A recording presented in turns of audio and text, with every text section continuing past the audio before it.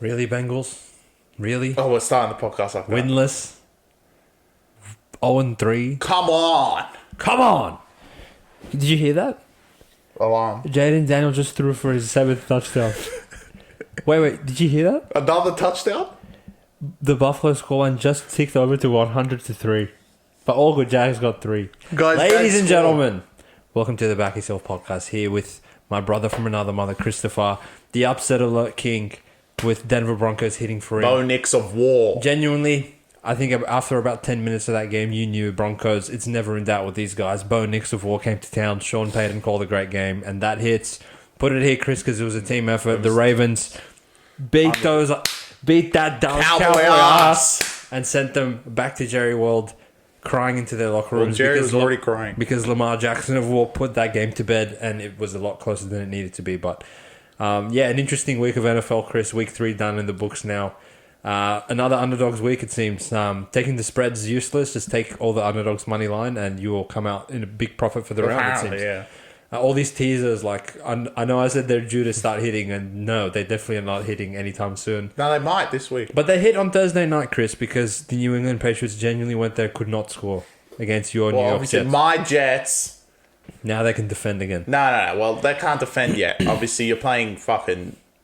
Pile of dirt of an offense. You're playing a really bad offense, and you're playing another awful offense. Maybe this much better, Bo Nix next week. So you've proved nothing, but you did get points on the board, which is a welcome addition for the Jets. But you guys still have a lot of work to do. Against the big teams, you need to play much better, and your defense really needs to show up. The big games that you have actually played at Tennessee, your defense was okay, but bailed you out at the end. This week, you play Patriots, doesn't count. As far as I'm concerned, the Denver game next week for the preview doesn't count. There's nothing in this game that suggested to you that, no. Patriots, who had been running for 150 yards a game, couldn't get 1 yard a carry? Well, if they got 2 yards a carry, I'd be concerned. Okay, so you just penciled in that these comes are not going to get 1 rushing yard. Exactly, they're awful. So it didn't confirm anything. Rodgers looked great. And looks great health-wise. Yep. So hopefully you can transport that into bigger scenarios. The poor thing is actually that ended up today being at this in the morning, our time, was that Bills won again, which 3-0, right? Pissing me off because they're just holding the top of the division. They look really, really good, but we'll get to them more. Jets, we'll have 2 games against them, so that's going to be your main division rivals. Seems as fucking Dolphins quit again. They're done and dusted. So we'll have to see how it goes. But Jets, this is one of the games you have to win. You had to cover in my eyes, and you did that. You did your job. Rodgers looked great. Defense looks better. Keep going, boys. Yeah. Let's keep going. Patriots, finally the bubbles burst. Yeah, Piss off. I'm sorry for whoever thought that taking the New England points was sharp in this one. I know, a lot of conventional wisdom, Who's taking him? Good defense, 7.5 points in the divisional game. It opened that. They had been looking pretty encouraging, and they essentially covered the first 2 weeks. But yeah, wrong place, wrong time. And if Rodgers is going to be able to throw on the run like it's fucking 2011 all over again, then they were essentially no chance in this one. Yeah. I'm surprised they even got 3 points, in my opinion. With the lack of receivers that the Patriots have on the outside, in my opinion, there was no reason for them to go and cover or do anything, unless you got a putrid performance from the Jets offense, but they held their end of the bargain. I think it was a total team effort, and now they get 11 days rest and don't even have to travel anywhere, stay in the same building, and essentially will come and beat the dog piss out of Bo Nix come from now. So we knew that this part of their schedule was, obviously they open up the gauntlet of San Francisco and they got absolutely killed there, but then you get to play Will Levis, Jacoby Brissett, and Bo Nix 3 weeks in a row. Is essentially the NFL gave them a layup of, all right, here's 3-1, just take it and don't fuck it up. We'll see what they do next week, but right on track. Very convincing win against the Patriots, I would say. A bit less of a convincing win.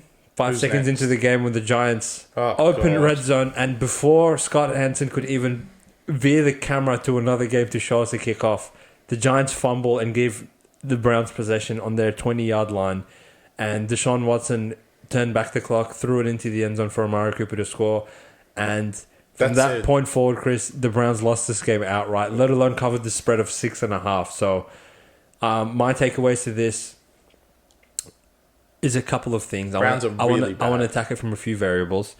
Number one, Deshaun Watson literally can't play anymore to any extent. Awful. Number two, the only reason Cleveland Browns have a win in the win column is because they played the Jacksonville Jaguars, which we found a lot about those losers today.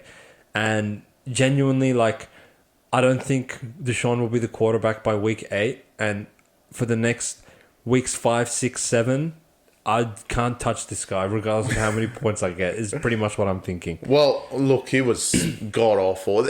Like, literally, I don't know what it is. He just doesn't throw the ball. And It's like he's gun shy or something. Yeah, it's like Amari Cooper, there was a few drives that when Amari Cooper, you kept targeting him, he got the ball and they were making yards and they were walking, moving the chains, getting it up the field, and then just quit. Pew! Yeah. I mean, awful. Giants weren't any better. Don't get me started on their offense, but they were good enough. And again, I was expecting this Giants defense week 1. So, like, it's just shit that it happens now. But Well, you can't defend Vikings. yeah, clearly. But they got to Deshaun and they actually did give him minimal time in the pocket. Not that this cunt would have done anything anyway, but to reduce his time even more does, like, work in your favor. And to be honest, other than that fumble play right at the start and then Deshaun just giving it to Amari Cooper and I'm being like, fuck, Giants are going to get killed here. Yeah. Giants actually controlled most of the game. They did. Stupidity overall. Some would say Cleveland got the ball back like too many times because Giants are shit. Well, Giants suck. That was why they were 6.5 point underdogs. To fucking Cleveland. To Cleveland. But also, there was stupid shit happening from the Cleveland end. I mean, that fumble from Jackson Ford. Is that his name? Yeah. Fuck me. Jerome Ford. Jerome Ford, sorry. Fuck me dead. I mean, It's really bad. I think they were saying it in the commentary. It's like they would have practiced this for maybe like a year, all through preseason this year. It was a simple handoff, and it actually wasn't. Usually, we will blame Watson for shit like this. It actually wasn't even his fault. He actually put it right here. This guy's like, I'm just not going to catch it. All goods. I'm just not going to hold the ball. He's just going to throw it on the ground, and then the Giants players picked it up, and then that's it. It was over. This guy's dying from how bad Browns were. I can't believe Browns are this bad, Chris. Look, part of our rationale with Chris putting Giants upset in week 1 was the Giants aren't good at many things, but what they are good at, they're fantastic at. And their defensive line is a top 5 unit in the sport. Now, in hindsight, it's no shame to get killed by Vikings because they probably have the most impressive 3-game resume of any team in the NFL right now, coming off them absolutely smashing the dog shit out of the Texans, which we'll get to them. But in the last 2 weeks, after what Washington fucking did against Cincinnati, to hold them to 0 touchdowns looks a lot more impressive than it did 7 days ago.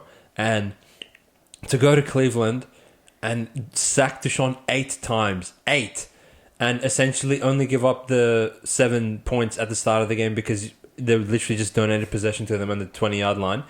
Outside of that, the Giants' offense looked better than it has in prior weeks. Still has a long way to go, but they have that new rookie wide receiver that is actually some resemblance. Peg the ball at him. Some resemblance of a weapon on the outside, which the Giants have really been lacking in the past couple of years. And gee, if only they had a second overall pick at running back that could help them, with their offense. Is he your favorite player of all time right now? I would strangle him personally. Like, I despise watching him in the Eagles outfit, but yeah, I mean, Browns are so bad. Like, they're genuinely, in my opinion, them and Jacksonville, two like unbackable teams. Jacksonville are on a tier of their own, in my opinion. We'll get to them. Yeah, well, but before we can get to them, we get to my Pittsburgh Steelers. Why are you claiming them? Because Chargers, I told them, don't fucking rock up, and there's no chance that you're going to go 3-0. And I cannot believe that the audacity of the punters to put this at Pick'em in Pennsylvania, Pittsburgh, was a massive mistake. And I will say, I maybe sold Chargers a bit short. I definitely sold those motherfuckers too short.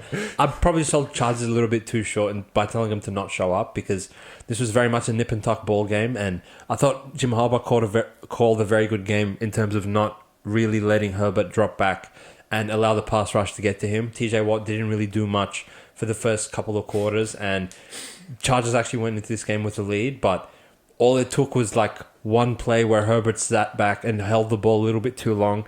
The coverage was good, and Wow. Like, legit 5 Steelers players just exploded from the defensive line and just absolutely beat the shit out of him.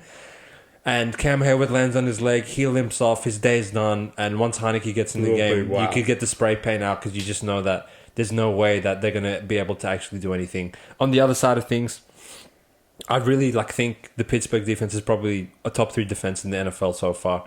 To go to Atlanta against the Falcons team that's moved the ball up and down against the Chiefs and the Philadelphia Eagles now and hold them to 0 touchdowns. Hold them to 10 points and follow that up by last week going and essentially holding Denver to no points again, which we saw that actually not that bad in Tampa this week. And now you have a Justin Fields who's doing just enough to make big conversions on 3rd down, keep the chains moving even with his legs if he's required to, and not making bad mistakes.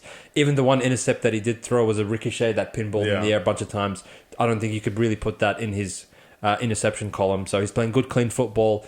He knows he has a defense that, as long as he doesn't fuck it up for them, they will keep them in any game. And they people really start needing to put some fucking respect on the Steelers team going forward because they're actually genuinely good, in my opinion. Well, they almost had the greatest start, and their division probably had almost the worst start of all time. If Ravens had actually lost to Dallas, literally, they might as well have already put them in the playoffs. I mean, they would have been 3-0, and 2 teams would be 0-3, and your other competition's fucking Cleveland. Deshaun Watson. They would already be there, but Fields does look much better, and is really helping Pittsburgh. Their defense is something else right now. I mean, what they did to Herbert was literally what I did just when we were saying, just flattened him. It's like they saw him drop back and were like, we're going to kill him. Finally, yeah, we can kill him. Go and kill him. And they got to him, and that's it. And Heineke, you had no chance. Good luck to the team that actually goes to Pittsburgh next, because I actually think they're just going to keep winning. Mike Tomlin, this team is, and to be honest, they're probably playing, from my recent history of watching this sport, they seem to always finish at least 500 or better. They might look much better this year than other years. They haven't played anyone in their division just yet, but that's gonna be war when they start playing each other. Wow. Even when they do, because Bengals are 0-3, Cleveland's 1-2, and so is Ravens. They're already 2 wins in front, and they're going to win one of these games. You know, those games of war, they usually end up being, one win, whoever's at home. So they've got themselves in a very good position right now. They just need to keep it up, and the defense needs to stay healthy. That's another thing. But other than that, they look fantastic. And Chargers didn't look bad, but I think after this week does look really, really bad with the injuries, all you picked up in that. It wasn't just you kept it close and you lost the battle. You may have lost the war as well. Started so well, but next week it seems like it's a long stretch to beat Kansas City, and you guys have already lost Herbert. And the interesting thing about Chargers, Chris, their bye comes in week 5, so pretty much next week kind of looks like all right, both our tackles go down, Joey Bosa goes down, Herbert re-injures the ankle that he probably shouldn't. Like a week that he probably shouldn't have ran out there in the first place. Now we may as well mail it and go into our bye 2-2, and we can figure it out from there. But yeah, costly loss, not only in terms of the win and loss column, but obviously losing a lot of key personnel. But yeah, Steelers, they look genuinely good. I don't know, what's taking so long for the market to catch up to them. We'll get to that game in the preview of next week. But speaking of that game, the Indianapolis Colts won a game. I'm really proud of them. For me.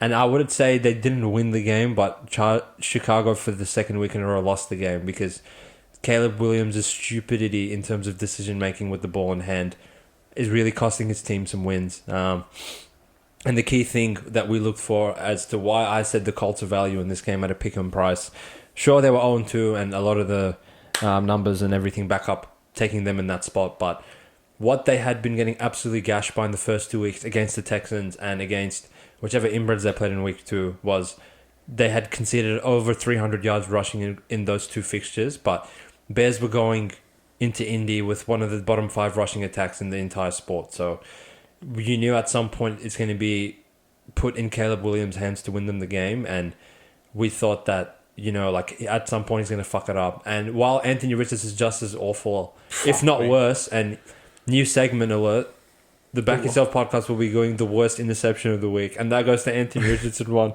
The one in the end zone where like he just like, huh? And 4 Chicago Bears players were there was actually like comically bad decision making from him. But what he had the luxury of relying on was Jonathan Taylor in the run game, and they just chipped away at that. And by the time they got to 20-7 or whatever it was, sure, Caleb Williams threw it for 400 whatever yards almost at the end of the game, but he threw for 400, 370 something. Jesus Christ! So for what reason? They were going up and down, but too often he was throwing it to a player in a Colts jersey. So that's pretty much what this boils down to, in my opinion, Chris. I mean, it was a very funny game. Maybe Colts have become my team because after I saw Anthony Richardson throw the pick in the end zone, I had to like put Red Zone on and then have that game separately just to see what the fuck was happening because it was so funny. Just picks, stupidity from both quarterbacks, defense holding stands on 4th down just for the other cunt to throw a pick. I mean, awful. But Colts had literally this game and the line and everything that came down to this game is because Colts had Jonathan Taylor and Bears didn't, and that's it. That's all it came down to. Literally, yes. Yeah. I agree with you. That's it. So that just goes to show, like, if you're going to have a young, retarded, like, rookie quarterback that's going to make awful decisions, the least you can do is just give him some sort of competent running game that...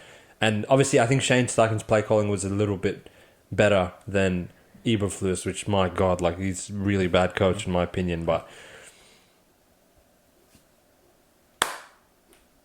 Vikings.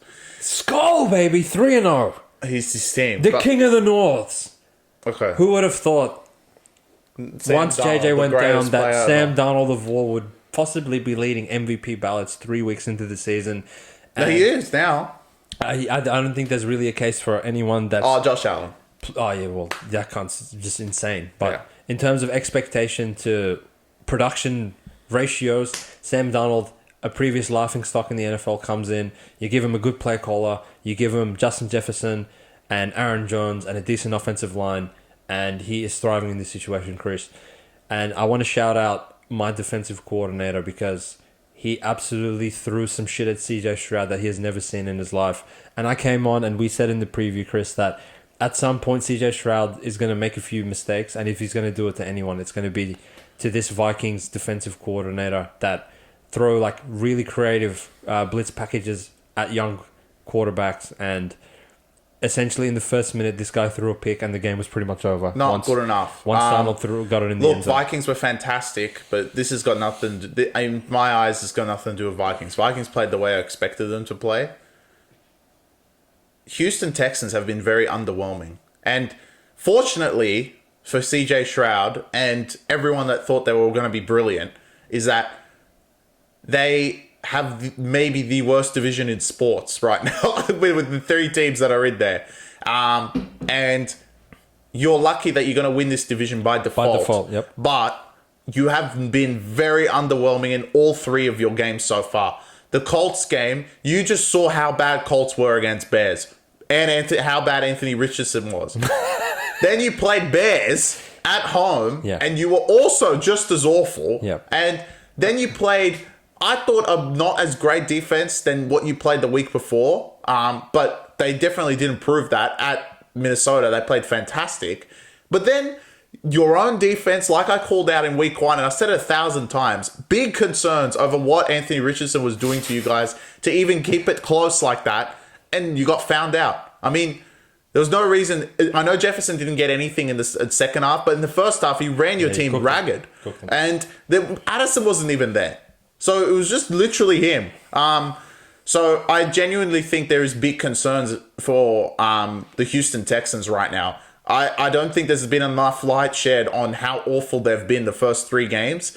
And I think because they were 2-0, no one did it. And that's why the spread was still putting Vikings as underdogs at home, where it really shouldn't have been. Mistake, yeah. And fortunately, you get the layup of the century, as we like to call it, because you play Jacksonville this week coming. That layup of the century, that they must be playing Carolina or the Tennessee Titans? But it seems like because of that, you might go to 3-1. But truly, in terms of your totality of your season, what expectations we had for your team this year, not great. Not great at all. I think they've been a huge letdown, Chris, and probably they've escaped criticism by being 2-0 going into this game, still with a winning record, so they're probably I think there's bigger talking points out of this week for the media in terms of, what Dallas did, Bengals now being 0-3, how good Josh Allen looked, Chiefs being 3-0. But if you're actually looking at this team with a microscope, they have probably been one of the most underwhelming teams based on what we expected going into the season. And No, Jacksonville. No. Well, like one of, right? Yeah. But the fact that, you're in a division with Jacksonville, you're in a division with Will Levis, Jacksonville, and Anthony Richardson. Like, that is legit a team's wet dream trying to, make a push for the Super Bowl. I mean, talk about three of the biggest dingoes I've seen in my entire life. You just conveniently get to play them all 6 times in the season, which god awful. And I will put my hand up for this one, and I'll say it was a god awful tip that I took the bait with the New Orleans Saints, and they really stitched me up here. And there was no reason for these motherfuckers to lose this game in the end. 3rd and 16, and 2 of your corners just beat the shit out of each other in the middle of the field to allow Goddard to get a 90-yard fucking touchdown. Essentially, obviously gets tackled right at the end, but Saquon Barkley of War walks it in after he also made an breaks the heart of the Saints fans and rushes in for a 70-yard touchdown. But in my opinion, the Saints defense did their job tenfold up until this point of the game. The offense. To get, Nick Sirianni, truly, you escape huge scrutiny because your team comes away with the win, but you generally did everything in your power to lose this game. I don't get this obsession with going for it in, the most meaningless spots. 4th and 5, even if you convert it, you're probably still going to take a field goal anyway. I don't know, why you think you're some analytics god, but I'm going to make a hot take that 110% Nick Sirianni will not be the head coach of the Philadelphia Eagles next year. I don't give a fuck what their record is, how many games they win. This team is doomed for to fuck it up at some point with this guy calling plays. I mean, wow, he's an idiot. He's just an idiot. Now, second to that, Derek Carr and co. I truly don't understand why you can go into Dallas with that pass rush and just completely absolve Derek Carr of any pressure whatsoever, and then 1 week later, just every single snap, it's all right, Jalen Carter's 1 centimeter away from Derek Carr. Couldn't get anything going. At a certain point, there was Eagles had gained 350 yards, Saints had gained 80, and I guess they did deserve to lose because every single time Eagles gave them the ball, Saints did nothing with it, and they just let Eagles hang around to a point where, one mistake defensively and Saquon's hitting his helmet on your goalpost in the end zone. Even from that point forward, Saints did get the return touchdown to one of their receivers in the corner. Derek Carr hit him quite well.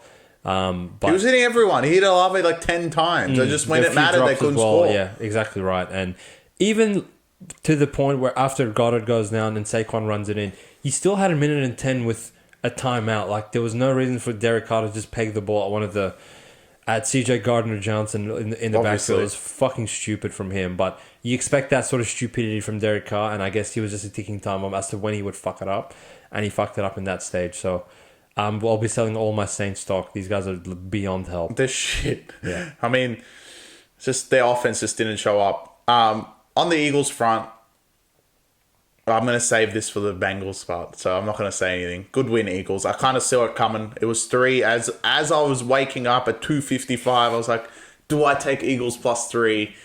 At 3 was sharp. But I was like, you know what? I'll back this guy. He believes in Saints. I'm going to stick with it, and I just skipped the game. I would have been through a lot of pain, so I was happy I skipped it, but it ended up winning. But Eagles, I'll get to you and another team and that whole division in general because I have a hot take, but we'll continue. You have a hot take in that division, do you? You're correct. All right, I'm keen to hear it, but I'm keen to hear you gloat from your upset alert pick, Chris. The Denver Broncos go into Tampa Bay and win 26-7. I want to quote you in the preview as to saying the Tampa Bay Buccaneers, this is a major spot for them to go and fall asleep at the wheel, and they fell asleep all right. Well, look, I actually did myself a disservice. If I actually looked at next week's schedule, I could have had my whole sports bet balance on +6. Because I didn't realize they play Eagles conveniently again. And they beat the fuck out of them in the playoffs. And I'm sure they would be fucking G'd up to beat them again. And after beating Lions in the playoffs, they're going to go back and beat Eagles in the playoffs. And that's going to be their 2 wins in the last 3 games. No one's going to remember they lost to Bo Nix. Sport is stupid. Okay? And Bo Nix had no resemblance of any offense whatsoever, ability to even throw the ball, because he didn't even throw it against Pittsburgh because they were scared. And that kind of leads you into why the fuck did they go to Tampa and win? I don't know. You tell me. Why did they go to Tampa and win? Just stupidity. And I often talk, I said this literally an hour ago, I often talk narratives and say, this is going to happen because these cunts think they're good, or these cunts won the comp, which they did the week before. They literally probably went clubbing in fucking Detroit, and now they've come home. Oh, all goods. We got our safeties back. We got our defensive pieces back. It's only Bo Nix. And then they just made Bo Nix look like Brady. I mean, awful. So, yes, it was a great upset alert. The more I went into towards the start of Red Zone, I was more and more confident in them. Should have had more on them. Thank you, Bo Nix. You guys were my upset alert, and you guys got me over the line. But I think the confusing thing to me, Chris, sure, like, defensively, they're still missing a lot of pieces. Vita Vea didn't play in this one, which obviously we know that the Tampa Bay rushing D is something that you don't really get to run on at all while he's there. So it makes sense to me why they went and scored 26 points. But on the other side of the ball, Like, why did they score? Why the fuck did Tampa only score 7 points? Like, to me, that you could play this game probably 100 more times and Tampa will get double-digit points, 99 of them. But this was just the week that... Well, they typically play good defensively. Truly, as a whole unit, like, the entire Tampa Bay team just fell asleep. And sandwiched in between Eagles next week and beating Lions when everyone fucking put them 8.5 and didn't give them any chance. Sandwiched in between those was a who gives a fuck spot, and they truly went there and did not give a shit. So, I guess Tampa really missed an opportunity to be 3-0, and Denver do not fall to 0-3. So, well done to them. I like some teams. Speaking of 0-3 teams, who's 0-3? Will Levis, you idiot! You Wow, they got absolute pumped. idiot. God, Green Bay's like pissing me off, right? Like, I know we took them last week against the Colts because they were getting 3 at home, but now they weren't even getting 3 on the road. Yet they go and win 30-14. Tennessee suck. Because Tennessee are really bad, bro. It is Will Levis's fault. The pick that got him to 17-7 was the backbreaker. The pick 6 to Jared Alexander. Yeah, I mean, such a bad throw. Just yeah. On their best defensive corner, you just peg the ball, and it's one of the ones that you could see as soon as he threw it, you're like, it's going to get picked off. Are you saying he did this? He didn't do that like week 1, but watching it live, when it came up in red zone, I'm like, this idiot threw a pick. Yeah. And he threw it straight at him. And I was like, oh, it's probably some like safety. You know, I haven't really heard of him too much. It's a Jair. Yeah, just throw the ball at him. All goods. Yeah. Throw it to their Pro Bowl safety. Thanks, dickhead. All right. Well, I had a lot more words to say about Tennessee. But luckily, I can't say much because there's another fuckwit in your division who's actually 0-3 as well. Yeah. So I'm going to give you guys a break because you have Will Levis. And on top of the fact, I forget who they played week 1. Bears. They played Bears, which are a decent defense. They played one of the best defense in Jets. And then they played Green Bay, who overall have a great defense. So I'm going to give you a little bit of a break. A little bit. But you guys are 0-3, going to be 0-4. Fuck you. You can't suck ass. Yeah, you guys are really bad. And the decent players around Will Levis are not enough to carry him because it's one thing for like, all right, my quarterback's incapable of making like big throws and converting third downs, but it's a whole another thing of my quarterback picks the most inopportune times within the game to give the other team the ball. And at some point, like, he's done this way too consistently to think otherwise. And that was probably my mistake. I think I was a lot more bullish on the Titans going into this game, Chris, and a lot of it was, all right, like, Malik Willis, there's no reason for you to go and score 30 again, but he did go and score 30 again. So I think like defensively, there was no one containing Willis that, all right, make him beat you with his arm, but you can't just allow 100 rushing yards from him, 100 rushing yards from the other Green Bay running backs, and also you donated them 7 points and gave him another forced fumble like early after that sequence as well. So Tennessee truly are beyond help. So that's all I really have to say about them. Next game. Isn't there a team that's no longer beyond help? Yes, there is, and I'll get to them and I'll give them a bit of credit, and I will let you do your Bryce Young rant because I know it's coming, but I want to start with the other side, and I really believe in all the professional sporting leagues out there that the Las Vegas Raiders are the dumbest team in sports because as soon as you think one thing's going to happen with them, the other thing happens, and it works both ways, right? Sometimes it's good, sometimes it's bad. when Chargers were 0 from 8 from third down against them, I thought, fuck, like Raiders are actually going to win this game. And then Minshew just pegs the ball at the floor behind him, turns it over, and they don't score again. When they go into Baltimore as 9-point underdogs and they're down 10 in the fourth quarter, everyone thinks, all right, Ravens have like got their first win of the year, it's done. And then Minshew turns into Tom Brady, and here comes Devontae Adams, 400 yards in the fourth quarter, and they win outright. And then the piece of shit of a franchise, Carolina, come into town, and within 2 seconds, you guys concede a touchdown, and that's it. You guys are done. So you lose by double digits to the Panthers team that legit hasn't covered a spread in 500 years, and now, like, genuinely, if Raiders went and played Kansas City next week, I would know that Raiders are going to go beat them. Well, so, like, what do you do with this team? They're incredible. But I was on the Raiders in week 2, and I fortunately skipped this game, so I watched the comedy show unfold. Well, like, honestly, I would trade Bryce Young immediately. Like, whatever you can get for him. Apparently, teams want him. But I genuinely think their roster is genuinely off him. And there's no reason to play 1 week for Andy Dalton and not play another. There was a considerable difference. This is not a one-person fucking team. This is a team sport. This is not a one-man sport. But when Bryce Young's there, they know he's gonna fuck it up or do something dumb or basically throw it to the other team. And then no one else does anything, so they just stand there like statues. But when Andy Dalton's there, we're fucking open. We're going to run routes properly. We're going to defend like fucking geniuses. We're going to start picking off the offense. They're picking off the other team. Incredible. So, genuinely, Bryce Young, the fact you were number 1 pick is something new. But Carolina, I would highly recommend, I would say immediately, get rid of this cunt. Goodbye. Because the team, 1, isn't listening to him, 2, play better without him, and they literally should have scored 40 past this Las Vegas Raiders team. And it doesn't matter if you put Bryce Young on the field with 1 receiver and 1 blocker, he wouldn't score 40. That's how bad he is. Get him the fuck out. Yeah, at this point, like, go to Patriots. The fact that there's other teams like lining up for his services really baffles me. And would you take him or Will Levis? I'll take Bryce.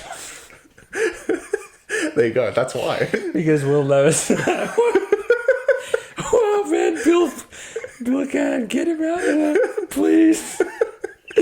But I actually would take Will Levis over this guy. No, you wouldn't. No. Oh, we're transitioning games to Dolphins. Well, I'm leaving this to you. Skylar Thompson, come on, man. Come on. Do something, you idiot. Okay. What I want to say about this game is that Seattle weren't good, first of all. Seattle are that great to be 3-0, but I still assumed these cunts would go there and quit, which they did. But what everyone didn't judge through the first 2 weeks, but I perfectly do, so I'm going to credit myself, is that whoever played Jacksonville and didn't beat the fuck out of them, there's problems. There is problems. So Miami, the fact with Tua, for all the games, they only beat them by 3. You know they're garbage. Last week, they got pumped by Buffalo, and then Buffalo showed, all right, we're playing Jacksonville. Let's just hold my beer, fucking Miami. This is how you beat them properly. And they literally only scored 3. And beat them by 3. They beat them by 31 in the first half. We'll get to them. But truly, Miami, you've just literally, if you didn't win week 1, I truly think you would have quit on the year. But you've won week 1, so you're this much of a chance. But with Buffalo and Jets playing so good, I don't see any reason why you can't quit on the year. Luckily, you get a layup again because you play Will Levis. But other than that, you guys would have quit. They might give Will Levis a win. No, they won't. It's impossible. Miami are really bad. And I was under the impression they had the number 1 player in the sport. But looking at the scoreboard, he definitely didn't translate to that. Because they didn't score, did they? 3 points. Oh, well, they didn't score. They had less points than Jacksonville by full time, which is really funny. Miami, look, I put a lot of faith into Mike McDaniel, the running game, and Tyreek Hill to do something, but you left the game with 3 points, so I was wrong.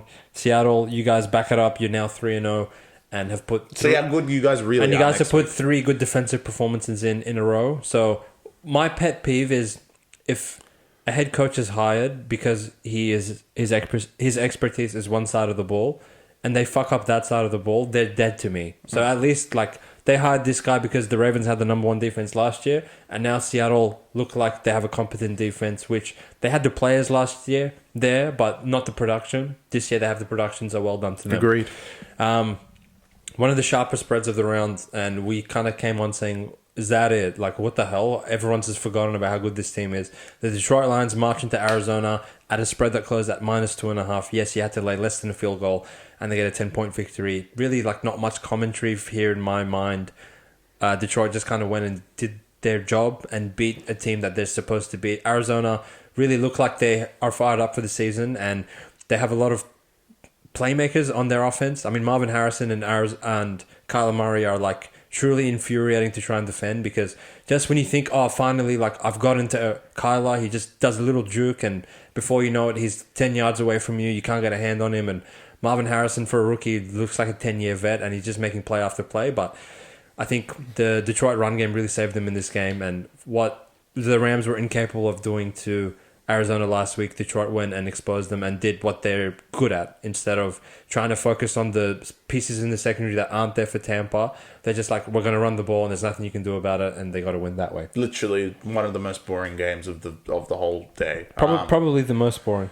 Because it was just like, you knew, like, literally from the opening drive, you're like, yep, Detroit's going to cover this. It's pretty easy. And anyone that took Arizona probably believed that they could play good 3 weeks in a row, which only like a handful of teams have done, and they're actually all good. Probably just Vikings and Bills. And I guess Chiefs. They played all 4 3 weeks and won all of them, which is hilarious. So that's why I'm kind of like, you're a bum side at the end of the day, and you did get one of your wins, and you played great against Buffalo. In hindsight, how good you guys played against Buffalo translated on the scoreboard compared to everyone else they fucking played. But in the end, it is exactly what I expect the result to be. Detroit only to lay less than a field goal is fucking short. Wake up. Yeah. But a team laying more than a field goal was the San Francisco 49ers, who hilariously are now 1-2 after their big win against the Jets to open the season. Put it here, Chris, you were all over the Rams. Thank you, saying Rams. That, look, take them, close your eyes, don't watch the game, but I hope if you did it was a great game. You at least turned it on for overtime to see the Rams go and actually win outright, which is hilarious. Truly, I think Rams just won this game by pure heart and pure, like, we're not going to go 0-3 and quit on the season like some of these other fucking stupid motherfuckers in this sport. And Sean McVay, you can take a bow, because you can literally, like, you're essentially a magician as an offensive coordinator. Idiots. And Stafford, you hung in there, and you got the job done. So well done to you guys. It would be truly unfair for the Rams to start 0-3 in my mind. So I think 1-2 is a good record for them to boast. They just need to get some troops back, and they'll be okay. Yeah, I mean, they don't come back next week, it seems like, but 1-2 is what they deserve. They played great in Detroit, even though they lost in overtime. They weren't great in Arizona, but they were actually very good against San Fran, even though, like, there were moments in the game and they had no players. San Fran also had no players, so yeah, you kind of think it was that. But, like, having no players on either side made it entertaining, and McVay showed, wow, he's incredible. Shout out to him. Stafford had a fantastic game. And overall, Antwell, incredible. Incredible. Juwan Jennings, he played gun as well. Yeah. It was like all the All-Pros were there. They just changed last names. It was a great game. Anyone that didn't, I would recommend wake up, watch the highlights. It was a fantastic game of football. And I left that. I literally could not see Detroit. Didn't want to watch Detroit. Didn't give a fuck about Dallas because they went down 50-0 anyway. And who was the other game? Seattle. They might as well not have played during that slate. Agreed. And there's one more game. That's it. It was just the 4. Thank God. Because other than those 4, I was just focused on the Rams game. It was such a good watch. Yeah, definitely. And for San Francisco, I think no reason to hit the panic cares. button. You were up 14-0. Maybe, like, took the foot off the gas a little bit. Stafford can come back on anyone. We've seen that over the years, especially week 1 as well. And you're never quite safe against these Rams if he's slinging the ball like that. And you're not scared of Seattle. Don't worry. They're not going to finish. Yeah, they're not some gods, right? But for the Rams, like, to give San Francisco a loss as opposed to you be 0-3 and they be 2-1, I think that would have been season done, but they hang around for long enough. Well, that was a very, very important win for them. For next week, there's 2 losses in a row for San Fran. Patriots don't even show up. Yeah, you guys shouldn't even fucking show up to the building. But This is my moment, Chris. Ravens. This is my moment. What happened at the end, bro? But what happened at the end? Who gives a fuck? Who cares? They Who lost. gives a fuck? We've seen this movie with Dallas before. They valiantly come back every time and lose anyway. You fucking losers should just lose. Just lose. Understand that it's 28-6 and you've lost. And you know what infuriates me about Dallas is these motherfuckers... You came, and this is your fault, you Why? bastard. Because you in the preview came and said, "Oh, they've changed the rules for the onside kick." No And one they can, got it. That was hilarious. Conveniently, no one can ever get it again. Just for these motherfuckers to get Well, it he again. dropped it. I know he dropped it, but the stupid shit goes like in Dallas's It favor doesn't all the matter. time. They lost. Just for them to lose anyway. So just go and lose. You suck. Ravens won the kickoff, took the ball, touchdown, touchdown, touchdown, touchdown. 28 points at halftime, which seemed to be a theme of the fucking round now, wasn't it? But it's the still, Dallas defense is really bad. What the fuck are they doing? I don't know what these guys are doing, but I want to steal the points that all the losers on ESPN made, and I normally would think independently, but it's very true that the whole Dallas team is really built to front run and built to play with the lead, because if you really commit to the run and you have good blocking scheme and talented running backs, we've seen Arizona last year rush for 200 against them. Green Bay rushed for 200. Baltimore rushed for 200.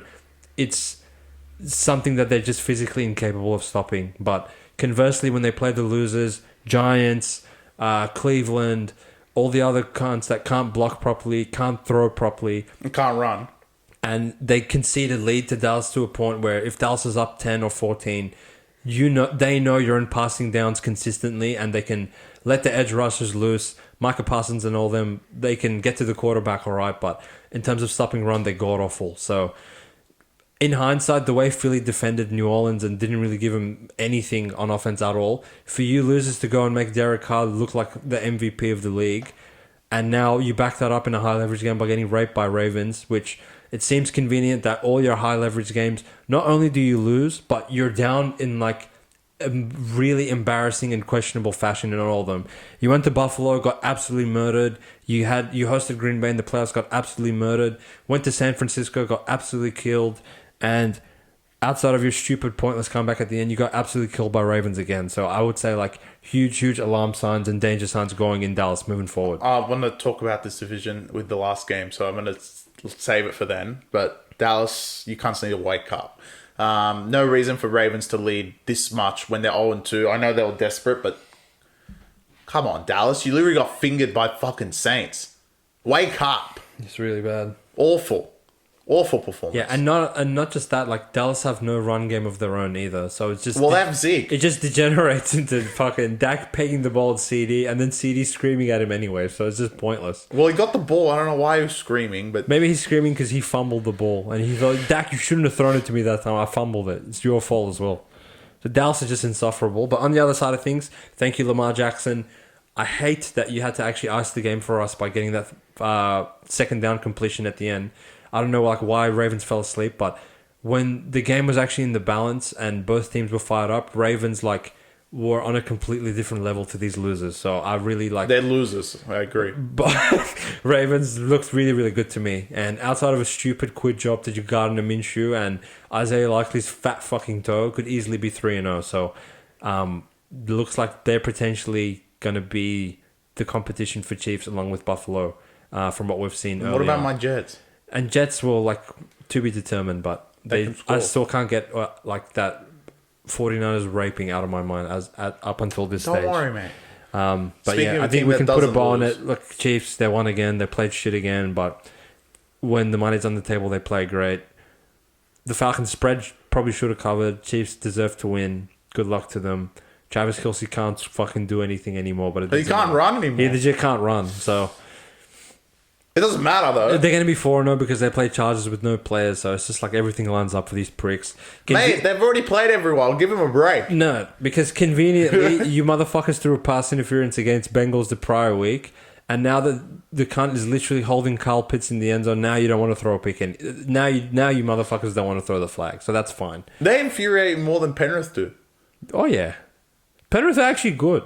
Penrith play good every week. These pricks go and play garbage and everyone backs down to them.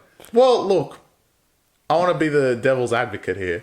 They have beaten Ravens. By garbage. They beat Bengals. By garbage. And they beat one at Atlanta. By garbage. How hard is it to get an inch, you fucking retards? For Falcons. It's Falcons' fault. They actually got in that position twice. You could have made 2 field goals and won this game, you dumb fucks. I know. But, like, why did Falcons keep fucking it up? It's Falcons. Can they ever just wake up for a week? No. Last week they did. You know, like you said, the AFC South is the worst division, and by far and away it is. But the dumbest division is the NFC South. Of course, yeah. I mean, the 4 inbreds in this division. Tampa got raped by Bo Nix. Saints, after scoring 500 points, quit the Eagles and scored 9. And Falcons couldn't get an inch in 3 different occasions. Falcons have where all they had to do was just kick 2 field goals. Falcons have the same record as Carolina, which is really funny. Which is hilarious. And Carolina, they probably will put Bryce Young back in next week. The inbreds. So yeah, this division's insufferable. Chiefs, just go and give them the 3rd Super Bowl and just get it over with. Because they're going to be an arrow ahead for the rest of the season, and Lamar's going to go there and quit again. Well, they probably have all the idiots coming. Or even better, Josh Allen will be 17-0, and Patrick Mahomes will get injured, and Chiefs will go into Buffalo with their backup, and Josh Allen will fucking start all the picks that he didn't throw in the regular season. He's going to throw all 10 of them against Chiefs. They're going to have such an easy draw. Like, we don't know the draw off by heart, but they've just played all the fucking hard cuts. I mean, of course they get Chargers. So who's coming up? Chargers with Heineke and no one else. They're going to play Raiders twice, who can't even beat, who gave Carolina a win. Broncos. And they're going to play Bo Nix twice as well. It's shit. It's shit. Give them their 3rd ring. Well, they get another Chargers, don't they? Yeah. But don't worry, by then Heineke won't even be there. So there's got 6 games, at least they'll win. And they're already 3-0. Yeah. It's just gay. Falcons, you guys played alright. It's alright. You're a decent team. You'll figure it out. Are you sure? Yeah. It was a win. Like, you probably should have won it, but... Why? You know what's... To the Chiefs' defense, like, when they need to execute, they generally execute very, very well. So you can't take that away from them. Fair play to them. Mahomes is doing enough to win the games at the moment. And he's defensively, you know, there's a reason that these cunts are in a 4th and inches situation and can't get it, right? Where these other losers like Jacksonville today, you can do 4th and 25 and they would concede it, right? So I guess it just shows the disparity of like how much better Chiefs actually are than all these other losers. So fair enough. Like, fair play to them. I actually want to say, usually what we would do on a podcast, and this is when it would end, because we would do this the day before the 2 games actually happen. I'm actually very thankful we didn't do that, because I had a feeling, mate. These 2 were the most comical games out of all of them. For different reasons. So which one do you want to start with? You can have Jacksonville. Because I'll take Bengals after you then. No, I've got something to say in that one. All right, Jacksonville. Jacksonville, I knew you cunts would quit. All right, first of all, credit to you, Chris. You said Jacksonville are the type of motherfuckers to go there and quit. That's what they did. I'm going to put a bow on both games in the one, and then you can say whatever you want about them. In my mind, both of these idiots were 0-2 going into this day, and both of them have relatively decent rosters, decent head coaches. Bengals have an elite quarterback. Jacksonville, we're figuring out week by week that they have an inbred quarterback. Both were desperate. Both were going... I mean, Jacksonville were going into very hostile territory. Bengals were back at home. And both of these defenses came out, and this was the sequence of players that they conceded. And I'm going like both games simultaneously. Touchdown, touchdown, touchdown, touchdown, touchdown, touchdown, field goal. So, Bengals come out and concede 38 after putting Mahomes in handcuffs the previous week. And Jacksonville, after conceding 13 to Miami and 19 to Cleveland, come out and concede 31 by halftime. 34. 34, sorry, I sold them short. Again, Buffalo, touchdown, touchdown, touchdown, touchdown, touchdown. Let's assume 1 extra point they missed. Which was just incredible. Trevor Lawrence actually sucks. Yeah, he does. He sucks ass. Yeah, he sucks. And the team's quit around him as well. And... number 1 in turnovers since he came into the league. And in second place, you would see Josh Allen be like, yeah, he also makes turnovers. But Allen has given you 3 times the amount of touchdowns on the other end. So He if this guy if this guy throws a pick, he's going to throw 2 touchdowns and probably rush for 1 to make up for it. This idiot throws a pick and doesn't even throw the touchdown after it. So like, there's real like concerns in Jacksonville. How many points did Jacksonville score last week? 6? 13 or something. Okay, so 13 plus 30, 40. So they've scored 40, and Buffalo scored 34 in the first half. Yeah. They've scored 40 in 3 matches. That's how bad these cunts have been. Wow. And they lost to Cleveland? Wow. They get in hindsight, I think giving Cleveland a win is actually worse than what they dished out of Buffalo. Yeah, well now, but everyone's going to scream at Trevor. Seeing that these cunts went and gave Giants a win, they have a win because of you guys, that's really bad. In Jacksonville, Deshaun Watson went on the road and won. Wow. And he's lost both games in Cleveland. Wow. You got anything else to say about either team? And the Bengals, you cunts were genuinely worse than the Jacksonville one. So, from the point that Burrow hit Chase on the 60-yard touchdown in the first drive, I thought we could see 70-0, but Jaden Daniels literally, like, he'll never play a game as well as that in his entire life. So, you got to give credit to the kid where it's due, and genuinely fantastic. After that, we might have to start entertaining the Jaden Daniels over Caleb Williams talks. We'll see if he can back it up, but he looked like very composed. He made great decision after great decision. He made plays with his legs when necessary, and there was really not much of a pass rush getting to him for the entirety of the game. And not only did he complete at 92%, which was a rookie record in the history of the NFL, but he was not dinking and dunking. He was hitting like receivers 10 yards, 15 yards. And even at the end of the game, you saw him full send it into the end zone to a point where he's like, this is my motherfucking night. I'm not going to give Joe Burrow the ball back with a chance to win the game. Peace out. Good night. Sayonara. And the Bengals season is officially clocked down 0-3. There's no way that they can pull themselves out of this hole. Seeing that you've lost home games to New England and Washington, and you went to Kansas City in the game that you played your best and lost anyway. Now you're going to end up going to Pittsburgh, going to Baltimore, going to Cleveland. And yeah, it's just too much of a hole to get out. Well, which sucks to see. But not really. Fuck these cons. I don't know why.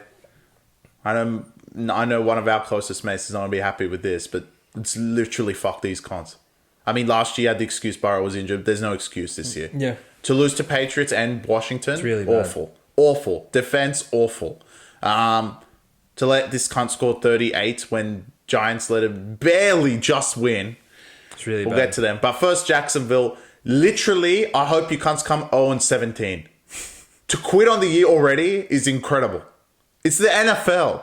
Literally, you have a 3-4 month period where you play football and it's all build up to this. And in 3 weeks, you've quit. Not good enough. Trevor, not good enough. You can't score.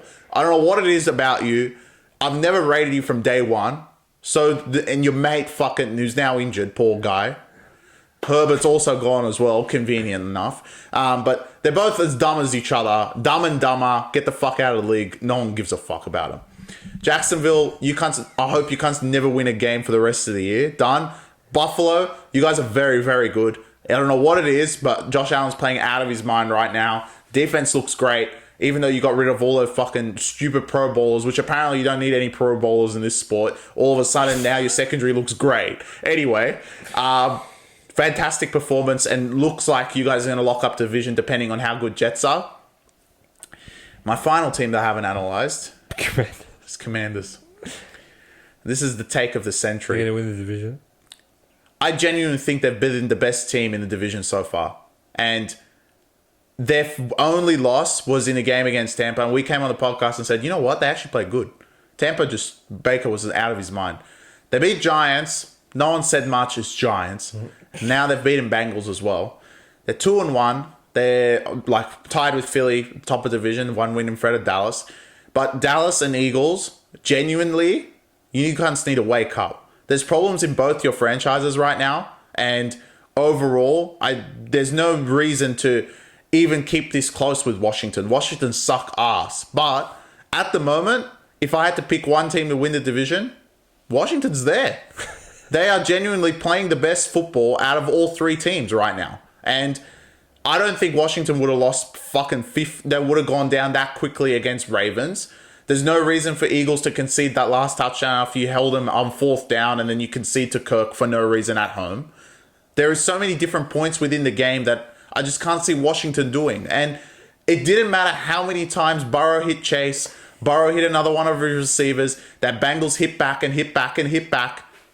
No pressure. There was no stress. Give Jaden Daniels the ball. They'll score again. All right? Bengals scored. All good. We'll score again. And they kept scoring. They kept scoring. A rookie quarterback. They kept scoring. They conceded 33 points and still won. So, right now, not that I think they'll win. This is not a prediction for the future. But in week 3, Washington should be and are the best team in this division right now. Based on how you guys are playing, they have been playing the best out of all of them. Genuinely, Chris, Washington would not have been down 28-6 to Baltimore. No way. And they would not have fucking allowed Falcons to just walk up their field in 45 seconds and get a win. No. So, if anything, like, Giants are probably not as bad as cunts think as well, but they even beat Giants, right? Yeah. So, there's definitely an argument to make. Obviously, you're not extrapolating that for the entire season because the talent of the Philly and Dallas rosters are like 10 times better. But in terms of how they've been playing so far, this Jaden Daniels kid looks really, really good. I was very impressed with how he played. Looked so poised, looked like a 10-year veteran, and you can't say that about any of these other inbred rookie quarterbacks. Bo Nix had a good day, sure, but he's literally might get stretched off next week at MetLife, so that's that. Yeah, Bengals, fuck these guys. Like, why are you 0-3? You can't even say, like, Ravens, all right, they lost at Chiefs. You lost at Chiefs as well. But they blew a 10-point fourth quarter lead to fucking... These cunts have never been... You guys, like, at no point in today's game did you look like you're going to win. At no point in the Patriots game did you look like you were going to win. And at no point of the Chiefs game did you look like you were going to lose until you fucked it up for yourselves at the end of the game. So you may as well go 0-17 as well because you're just fucking... There's no point of you cunts, like... I can't see any path of you like getting into the wild card and doing anything. It's over. And on the other side of things, genuinely Buffalo look like the best team in the league so far. I don't know like where Joe Brady has been his whole life, but it's like so good. He from the point that he was hired as the offensive coordinator of last season, this like Josh Allen looks like a completely different player. Agreed. You're getting all the upside of like him putting the team on his back as Superman. He doesn't have fucking Stephon Diggs talking bullshit in his ear all the time of get me the ball. Gabe Davis, he may as well have just not even gone to the fucking... He may as well have just not even gone to the building today in his Jaguars uniform. And you literally have James Cook and 4 offensive linemen and you score 50 points a week. You don't turn the ball over anymore. You rush for first downs when they need you to. Your completion percentage is high. You are accurate and you're making plays with your feet to get to a point where you can throw the ball at fucking Kincaid, forcing the secondary to cover for 10 seconds because no one can even sack you either. This guy like definitely has been the MVP of the league so far, and if he continues to play this well, there's no reason for that Buffalo like can't make noise. He should be the MVP favorite for sure. He's been fantastic, outstanding. The way, and there is a part of me that's like, he'll get to a point where he starts like making stupid decisions again, but. Up until this point, he's played absolutely flawless football, and that's why Buffalo are where they are. I was very, very impressed by them. Agreed. But we'll put a bow on this one, Chris. Obviously, we got Giants of War hosting the Dallas Cowboys 2 days from now, so we got to get back in the lab, get prepared on the preview of the Week 4 of the NFL season. Well, this will be a month into the year, so we'll know a bit more about these teams, and there's a few matches I'm looking forward to. Go Raiders, go Washington, go Chicago of War, and... Can my team potentially go 4-0? Can both of them go 4-0? Steelers and Vikings. Let's see. We'll chat with you guys come a few days from now. Peace out. Enjoy.